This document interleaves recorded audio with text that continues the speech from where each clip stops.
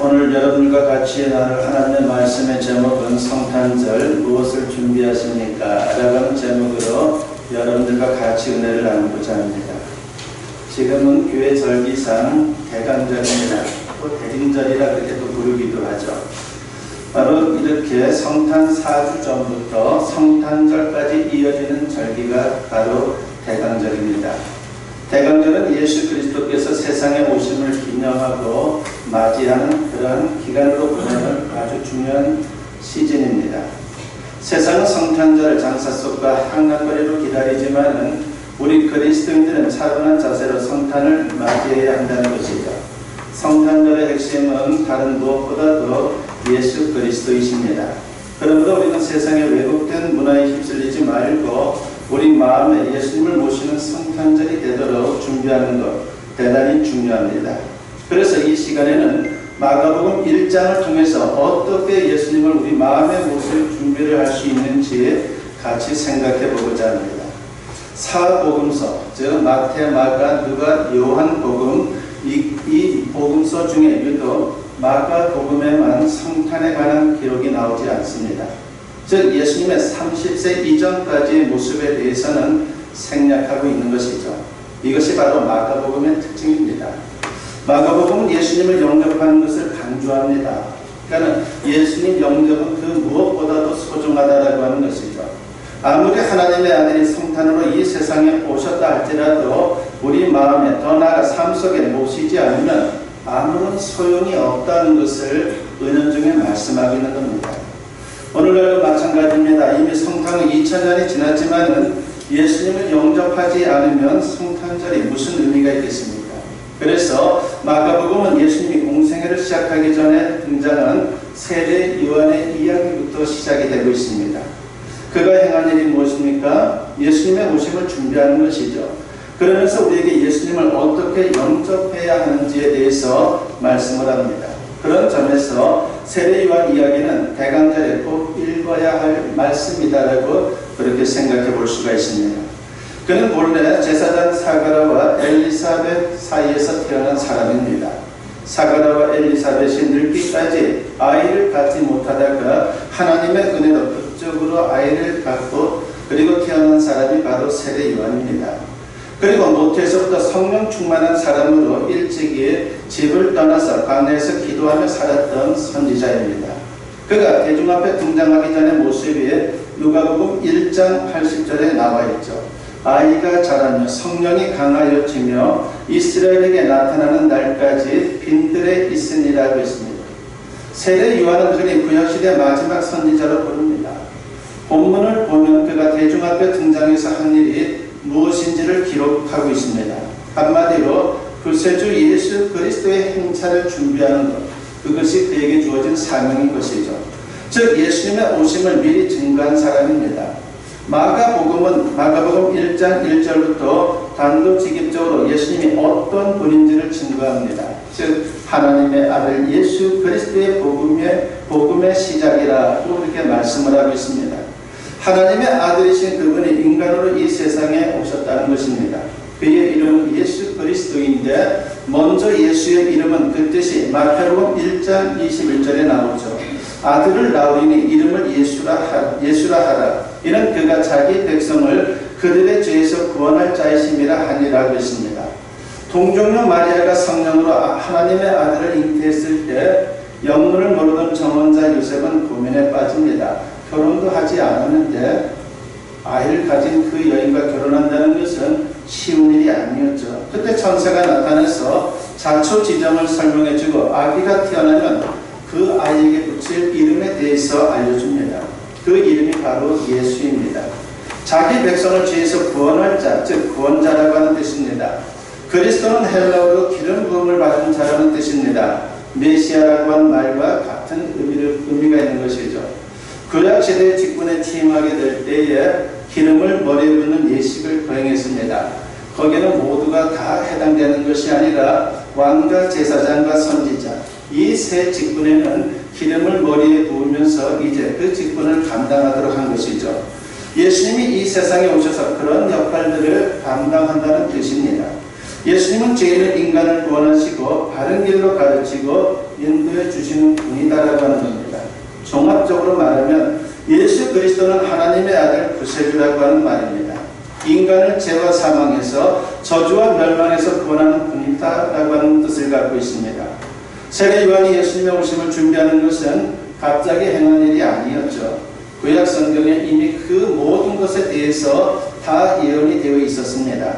본문 2절과 3절에 보면 선지자 이사야의 글에 보라, 내가 내 사자를 내 앞에 보내노니 그가 내 길을 준비하리라. 광야에 외치는 자의 소리가 있어 이르되 너희는 주의 길을 준비하라. 그의 오실 길을 곱게 하라. 기록된 것과 같이라고 했습니다. 여기서 나라고 하는 것은 하나님을 말합니다. 그리고 너는 예수 그리스도, 그리고 나의 사자는 세례 요한을 말하는 것이죠. 세례 요한이 외치는 소리처럼 사명을 감당하는데 그 내용이 바로 구세주를 맞이할 준비를 하라고 하는 것입니다. 구세주가 행차하니까 길을 잘 닦아 놓으라고 하는 것이죠. 구세주이신 예수님이 오시는데 미리 길을 준비하는 것은 무슨 뜻입니까? 예수님을 영접하기 위해 미리 회개하라고 하는 것입니다. 회개가 대단히 중요하다는 것입니다. 그래서 세례 요한이 맨 처음 한 일이 다른 게 아니라 회개의 세례를 베푸는 것이었습니다. 본문 4절과 5절에 보면 세례 요한이 광야에 이르러 죄 사함을 받게 하는 회개의 세례를 전파하니 온 유대 지방과 예루살렘 사람이 다 나아가 자기 죄를 자복하고 요단강에서 그에게 세례를 받더라고 했습니다. 그러니까 백성들을 회개하는 마음을 준비시켜 예수님을 영접할 수 있도록 그렇게 도와주고 준비시켰다는 것이죠. 회개라고 하는 것은 우리가 다 알고 있는 대로 방향을 전환한다는 그런 뜻을 갖습니다. 하나님을 등지고 범죄하여 타락하여 영원한 사망의 길로 가던 사람이 돌이켜서 하나님께로 향하는 것입니다.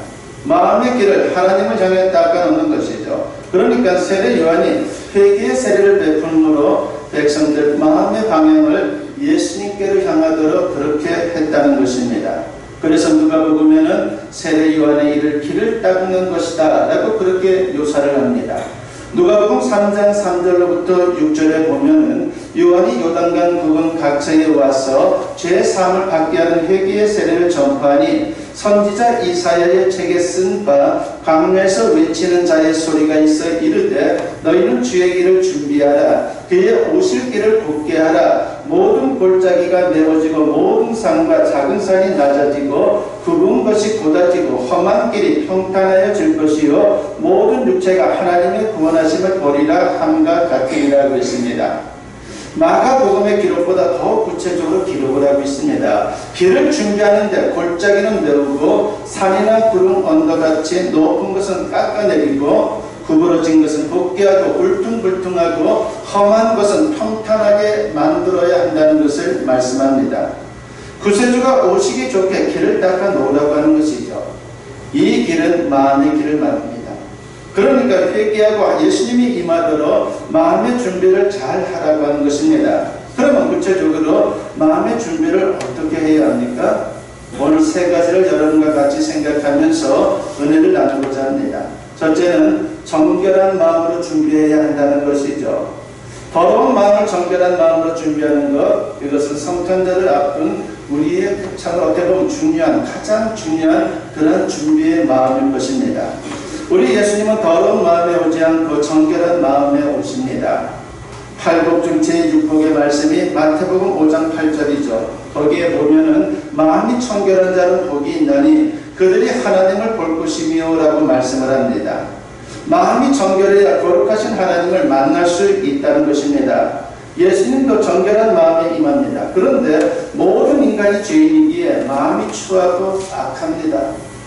겉은 그럴듯한데 그렇지 못한 사람들이 너무나도 많다는 것이죠. 그래서 중요한 게 통에 자복하는 것입니다. 우리가 잘 아는 다윗도 범죄한 적이 있었지만은 그의 장점이 뭡니까? 통에 자복하는 거예요. 주님 앞에 자신의 잘못을 다 내려놓고 용서를 구하고 회개하면서 마음의 길을 온전하게 잘 닦아놓는 그런 인생을 살았습니다. 그렇게 함으로 마음을 정결하게 준비함으로 말미암아 하나님의 은혜를 입은 사람이었죠. 그래서 하나님을 마음에 잘 모시고 성분이 되는 그런 인생이 되었습니다. 그 그가 쓴 참여시 중에 이런 말씀이 있습니다. 시편 51편 17절에 보니까 하나님께서 구하시는 제사는 상한 심령이라 하나님이여 상하고 통회하는 마음을 주께서 멸시하지 아니하시리이다 라고 있습니다. 성탄절을 준비하면서 우리 마음을 정결한 마음으로 준비할 수 있어야 된다는 것을 이러한 말씀을 통해서 우리가 도전받는 것입니다. 그럴 때 우리 심령 속에 예수님이 제대로 임하는 것입니다. 마리아가 만삭되어서 요셉과 함께 호적하러 베들레헴에 도착했을 때에 성경에 보니까 거기에 빈방이 없었다라고 그렇게 소개를 합니다. 예나 지금이나 아무리 여간의 방이 없어도 마음만 먹으면 방 하나 비우는 것은 불가능한 일이 아니죠. 예비로 남겨둔 방이 있을 수도 있고 손님들에게 양해를 위해서 방 하나를 비울 수도 있습니다. 이제 아이를 낳아야 될 여인이 있으니까 좀 도와달라 그러면 그 중에 도와줄 사람들이 왜 없었겠습니까?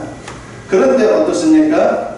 마음에 빈방이 없다 보니까 실질적으로 빈방이 없이 예수님이 태어나고 말았습니다. 여관 주인의 대목을 보려고 하는 탐욕, 불편을 감수하기 싫어하는 손님들의 이기심에 예수님을 모실 빈방이 없었던 것입니다. 오늘 우리도 세상을 살면서 탐욕으로 마음이 가득할 수가 있습니다. 이것을 잘 다스려야 합니다. 탐욕의 지배를 받으면요 예수님을 모실 수가 없어요.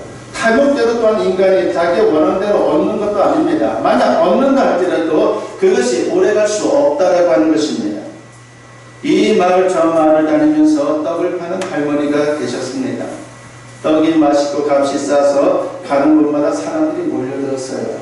우리가 소비자들이 제일 좋아하는 것, 싸고 맛있는 것, 싸고 많은 것, 얼마나 좋아합니까? 저는 늘 물건을 살 때 이걸 초점을 해서 물건을 사는데 사실 그렇게 많지가 않습니다. 근데 이 할머니는 떡을 파는데 너무나도 값도 싸고 너무나도 맛있었습니다. 그래서 사람들이 계속해서 몰려들었습니다. 그런데 한 번 떡을 사먹은 사람들은 반드시 다시 그 떡을 사기 위해서 그 할머니 있는 곳으로 오게 되었고 그리고 처음보다 더 많이 사가는 그런 일이 계속 벌어졌습니다. 그런데 웬일인지 할머니는 두 번째 장사가 더 잘 됐는데도 기뻐하기는커녕 한숨만 쉬는 것입니다. 그리고 다시는 그 마을에 나타나지를 않았습니다. 한 번은 한 마을에서 떡을 팔고 있었습니다. 여느 동네와 마찬가지로 떡을 샀던 사람들이 다시 몰려와서는 더 많은 떡을 사갔습니다. 그런데 한 어린 소년이 할머니에게 와서 금화를 내미는 것입니다. 그리고 말합니다. 할머니께 산 떡에서 이 금화가 나왔어요. 제 것이 아니라 가져왔어요 라고 그렇게 말하는 겁니다. 할머니는 그제서야 만면의 미소를 지으면서 어린 소년을 꼭 껴안아 주었습니다. 할머니는 일가 친척도 없이 큰 부자이고 그리고 큰 사업장도 가지고 있는 분이었습니다. 이제 나이가 들어서 후계자를 찾고 있었던 것이죠. 그런데 어린 소년이야말로 자기 후계자가 되어서 그 많은 유산과 사업을 잘 관리하고 올바른 곳에 돈을 쓸 수 있는 사람이다 라고 그렇게 생각하게 되었던 것입니다. 그렇습니다. 우리 하나님도 할머니처럼 올바른 마음을 가진 사람을 찾는 거예요. 마음을 비워야 합니다. 그럴 때 예수님이 우리 심령 속에 오실 수 있는 것이고 진정 주님께서 큰 복을 얘기하셨는데 그것을 맛보는 인생을 살아갈 수 있는 것입니다.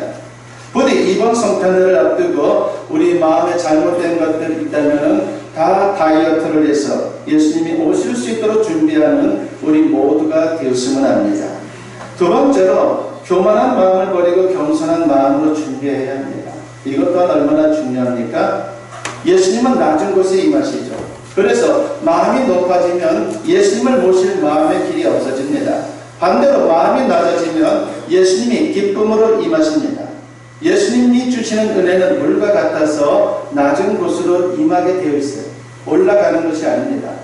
그래서 겸손함이 너무나도 필요한 것이죠. 그러므로 교만하면 망하게 되는 것이고 겸손하면요 흥하게 되는 겁니다.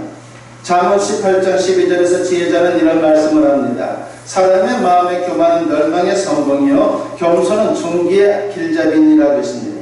그리고 야고보서 4장 6절에 보면 그러나 더욱 큰 은혜를 주시나니 그러므로 일렀으되 하나님이 교만한 자를 물리치시고 겸손한 자에게 은혜를 주신다 하였느니라고 했습니다. 예수님이 탄생하실 때 수도 예루살렘에 오지 않았습니다. 왕족이 사는 왕궁이나 귀족이 사는 대저택에 태어나지도 않았습니다. 베들레헴 마구간에 탄생하셨어요. 가장 낮은 곳에. 참 어떻게 보면 우리가 볼 때 너무나도 비참한 인생같이 보이는 그러한 자리에 예수님이 오셨다는 것입니다. 선사들이 구세주의 탄생 소식을 제일 먼저 전해준 대상도 왕이 아니었죠. 귀족들도 아니었습니다. 비천한 목자들이었습니다. 겸손한 자에게 임하신다는 것을 우리가 충분히 알 수가 있습니다. 고 한경진 목사님의 이야기입니다. 영락교회를 시작하신 분, 참으로 한국 기독교의 대표적으로 존경받는 분이죠. 저는 이렇게 볼 때에 한경진 목사님이 한국 기독교에 있어서 가장 존경받는 분이다라고 하는 생각을 갖습니다. 이분이 종교계의 기독교의 노벨상이라고 불리는 템플턴 상을 수상한 분입니다. 1992년 템플턴 상을 수상할 때 거듭 고사하다가 하는 수 없이 그 상을 받게 되었습니다. 시상식 자리에서 목사님은 이런 고백을 했습니다. 나는 이런 상을 받을 자격이 없습니다. 일제강점기에 신사참배를 한 죄인입니다. 라고 그렇게 하면서 나는 이런 상을 받을 자격이 없다라고 그 이유를 말씀하신 것이죠. 쉬운 일이 아니에요. 사람은 잘못했어도요, 그것을 둘러대기 위해서 얼마나 노력합니까? 합리화시키기 위해서 얼마나 애씁니까? 그런데 이분은 자신의 죄에 대해서 참 부끄러운 것에 대해서 그대로 말씀을 하신 것이죠. 그 시절, 일제 시절 때에 주기철 목사님까지 끝까지 신사참배를 거부한 분들도 있었지만은 많은 목회자들과 성도들이 일제 강압에 못 이겨서 신사참배를 하고 말았습니다. 우리 성결교단 같은 경우는 신사참배를 반대하다가 결국 교단이 해체가 되었죠. 그래서 중간에 일제 시절 때 교단이 없어진 적도 있었습니다. 이와 같이 신앙을 지킨다는 것이 너무나도 힘들었던 그러한 시절이었습니다. 해방 후 이러한 일들에 대해서 이런 방법을 회개하지도 않고 그때는 그럴 수밖에 없었다는 식으로 많은 목회자들이 그리고 성도들이 합리화하고 그 모든 것들을 그냥 지나가려고 했습니다. 그런데 한 목사님은 그것을 철저히 참여했죠. 내가 주님 앞에 너무나도 씻을 수 없는 죄를 지었다고 그렇게 고백을 하면서 용서를 구했습니다. 상금을 자신이 쓸 수 없다면서 전에 북한 선교 헌금으로 다 드렸습니다. 다른 사람들이 칭송하고 높였지만 자신은 늘 겸손했습니다. 그래서 그 마음에 하나님께서 큰 은혜를 주신 거예요. 그 당시에 영락교회는 우리 한국 기독교에서 가장 큰 교회였어요. 지금으로 말하면 여기도 순복음급에 가는 그런 대형 교회였죠. 그런데 이 한경진 목사님은 참으로 자신을 운전해서 모시고 다니는 집사님이 계셨는데 참으로 언제나 감사하다라고 그렇게 말씀을 하실 정도로 낮은 자의 모습을 가지고 목회를 하셨습니다. 큰 교회 목회자라고 어떻게 보면 거들먹거리지도 않았고 겸손하게 낮은 모습으로 그렇게 살다 보니까는 사람들에게 존경을 많이 받았죠. 부디 저와 여러분도 이번 성탄절을 기다리면서 겸손한 마음의 길을 잘 준비하여 예수님을 기쁨으로 맞이할 수 있는 하나님의 사람들이 되었으면 합니다. 세 번째로 우리가 또한 준비해야 될 것이 있죠. 그것은 정직하고 정의로운 마음으로 우리가 성탄을 준비해야 합니다. 예수님이 탄생하실 때 상류층에 임하지 않았습니다. 그 당시 탐관 오리들이 많았는데 그들은 가난하고 천한 백성들을 억압하고 강탈하는 등 행포를 부렸어요. 그러한 시절 속에 얼마나 가진 것 없는 사람들이 고생을 많이 했겠습니까? 세례 요한은 그들에게 회개를 촉구합니다. 다행히 그들 중에 일부는 세례 요한에게 나와 어떻게 해야지만 이 구세주를 영접할 수 있을지에 대해서 묻습니다. 그때 한 말이 누가복음 3장 12절부터 14절 말씀이죠. 세리들도 세례를 받고자 하여 와서 이르되 선생이 우리는 무엇을 하리까 하며 이르되 부가된 것 외에는 거두지 말라 하고 군인들도 물어 이르되 우리는 무엇을 하리까 하며 이르되 사람에게서 강탈하지 말며 거짓으로 고발하지 말고 받는 금료를 족한 줄로 알라 하니라 그랬습니다. 무슨 말입니까? 모든 부정직과 불의를 회개하고 정직한 마음을 준비하라고 하는 거예요. 다윗도 10편 15편 1절과 2절에서 이런 말씀, 이런 노래를 했죠. 여호와여 주의 장막에 머무를 자 누구오며 주의 성산에 사는 자 누구오니까 정직하게 행하며 공의를 실천하며 그의 마음의 진실을 말하며 라고 그렇게 찬양을 했습니다. 정직한 마음에 하나님께서 임하신다는 것입니다. 그런 마음에 예수님도 임하게 되는 것이죠. 그것이 축복된 인생을 사는 비결인 것입니다. 그리고 그것이 아름다운 인생의 비결이에요. 우리는 예수님을 믿고 나 하나 잘 되는 것에 만족하는 존재가 아니에요. 나로 말미암아 주변 사람들도 살만한 세상 속에서 소망을 가지고 기쁨을 가지고 살 수 있도록 도와주는 그러한 존재입니다.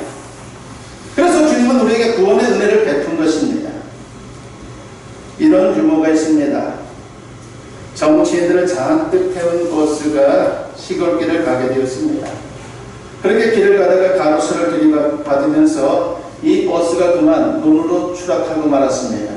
그게 전복된 것이죠.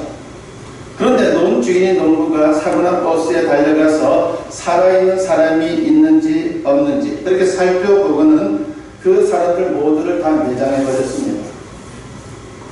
며칠 후 경찰서에서 조사관이 나와서 농부에게 몇 가지 질문을 합니다. 그러니까 살아있는 사람이 한 사람도 없던 게 확실합니까? 라고 그렇게 물었습니다. 그러자 농부가 이렇게 말합니다. 몇몇 사람은 안 죽었다고 말을 하는데 원래 정치인들 말을 믿을 수가 있어야죠. 그래서 다 묻어주었습니다. 라고 그렇게 말했습니다. 평상시 정직하지 못한 것이 화근이 된 것이에요. 그러니까 정치인들, 요즘의 정치인들을 기피하는 그런 비유가 아닌가라고 하는 생각을 갖습니다. 정직하지 못하면요 결국 망하게 되는 겁니다. 진짜 살아야 될 그런 자리에서도 살 수 없는 지경에 몰릴 수도 있다는 것이죠. 사람은 누구나 거짓이나 부정직함으로 실수하고 죄를 지을 수가 있습니다. 그러나 중요한 게 있죠. 회개하고 정직한 마음을 준비하면 얼마든지 예수님을 모실 수 있고 살 길이 열리는 놀라운 은혜와 역사를 체험하는 인생을 살 수 있다는 것입니다. 세례를 받는 다른 사람들에게 예수님을 모실 마음을 준비하라고 하기 전에 본인이 먼저 구세주 영접할 마음의 준비를 하고 자신의 삶을 통해서 그 모든 것들을 보여주었습니다. 그러니까 나처럼 살라고 그렇게 보여준 거예요. 본문 6절부터 8절에 보면 요한은 낙타털 옷을 입고 허리에 가죽띠를 띠고 메뚜기와 석청을 먹더라. 그가 전파하여 이르되 나보다 능력 많으신 이가 내 뒤에 오시나니 나는 굽혀 그의 신발끈을 풀기도 감당하지 못하겠노라. 나는 너희에게 물로 세례를 베풀 거니와 그는 너희에게 성령으로 세례를 베푸시리라고 했습니다. 그는 제사장 가문 귀족 집안의 자제였습니다. 그는 얼마든지 편안하게 살 수 있는 그런 사람이었습니다. 그러나 그는 광야로 나가서 살았습니다. 낙타털 옷에 가죽띠를 띄었고 메뚜기와 석청을 먹으면서 살았습니다. 탐욕을 버리고 단순한 삶을 산 거예요. 정직하게 주님 주신 사명을 감당하는 그런 인생을 내가 불편하더라도 그 인생이야말로 가치 있다라고 믿고 그 길을 걸어가는 것입니다. 사람들이 몰려왔지만 자신은 그리스도가 아니라고 분명히 밝히고 뒤에 오실 예수님이야말로 그리스도여 하나님의 살아계신 아들이다라고 그렇게 증거하며 살았습니다. 그는 욕심 없는 청결한 마음, 교만 없는 겸손한 마음, 불의가 없는 정직한 마음을 준비함으로 예수님을 맞이한 그런 인생이 되었어요. 그리고 존경받는 하나님의 사람으로 지금까지도 우리가 그렇게 성경을 통해서 보고 있고 또한 말씀을 통해서 듣고 있는 그런 귀한 인생이 되었습니다. 이런 인생을 우리가 살아야 됩니다. 그러기 위해서는 우리가 예수님을 잘 모실 수 있는 마음의 준비를 갖는 것이 너무나도 중요한 것이죠. 부디 이번 성탄절에 예수님을 모실 마음을 잘 준비하여 예수님을 깊이 영접함으로 주님의 은혜를 받고 승리할 수 있는 저와 여러분 모두 될 수 있기를 주님의 이름으로 간절히 축원합니다.